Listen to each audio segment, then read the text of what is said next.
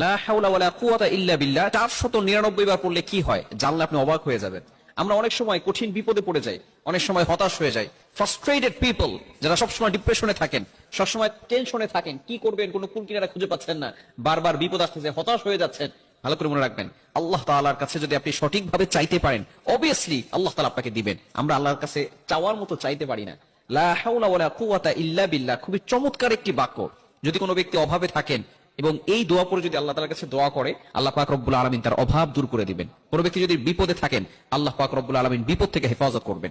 এই আমলটি কিভাবে করবেন আমি বলে দিলে আপনারা সুন্দর করে যদি আমলটা করতে পারেন, অবশ্যই কয়েকদিনের ভিতরে ভালো ফলাফল পাবেন। বিশেষ করে এখন ইয়াং পিপল যারা আছে, অনেকটা দিনের পথে চলে এসেছে, কিভাবে কোরআনে আমল করলে ফায়দা হবে, কোন পথে চললে সঠিকভাবে আল্লাহর কাছ থেকে পাবে, এখন অনেক মা বোনেরাও দিনের পথে চলে এসেছে। আমরা সঠিকভাবে এই আমলটি করার চেষ্টা করব। কিভাবে করবেন?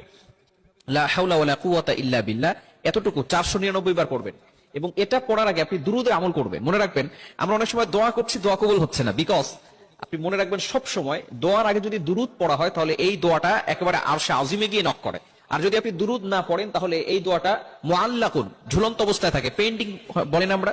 অনেক সময় দেখবেন আপনি মেসেঞ্জারে অথবা অন্য কোথাও আপনি মেসেজ পাঠিয়েছেন, যদি আপনার ফোনে অ্যামাউন্ট না থাকে, তাহলে সেটা পেন্ডিং অবস্থায় থাকে, সেটা যায় না। ঠিক তদ্রুপভাবে আপনি যদি দুরূদ না পড়েন আর আল্লাহর কাছে দোয়া করেন, এই দোয়াটা কিন্তু আরশে আজিম পর্যন্ত পৌঁছাবে না, এটা মুআল্লাকুন, আসমানে গিয়ে ঝুলন্ত অবস্থায় থাকবে। দুরূদ পড়বেন, সাথে সাথে আল্লাহ পাক রব্বুল আলামিন সেই দোয়াটা অ্যাকসেপ্ট করে নেবেন, কবুল করে নেবেন। এজন্য যে আমলই করেন না কেন, শুরুতে আপনি দুরূদ পড়বেন। কোন দুরূদটা পড়বেন? আপনি দুরূদ ইব্রাহিম পড়তে পারেন। বিশেষ করে আমরা নামাজের ভিতরে দুরূদ পড়ি, আল্লাহুম্মা সাল্লি আলা মুহাম্মাদ ওয়া আলা আলি মুহাম্মাদ কামা সাল্লাইতা আলা ইব্রাহিম।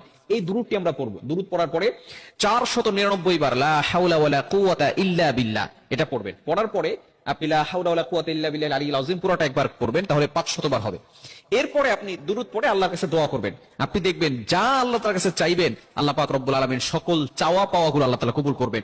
বিপদে পড়ে আছেন, মেয়ের বিয়ে হচ্ছে না, টাকা পয়সার অভাব, সন্তান কথা শুনতেছে না, বিভিন্ন ভাবে আপনি কঠিন বিপদে পড়ে আছেন, আপনি যদি এইভাবে আল্লাহর কাছে চাইতে পারেন, আল্লাহ পাক রব্বুল আলামিন অবশ্যই আপনাকে বিপদ আপদ থেকে হেফাজত করবেন, বালা মুসিবত থেকে হেফাজত করবেন। এজন্য আমরা এই আমলটি অবশ্যই করার চেষ্টা করব। লা হাওলা ওয়ালা কুওয়াতা ইল্লা বিল্লাহ।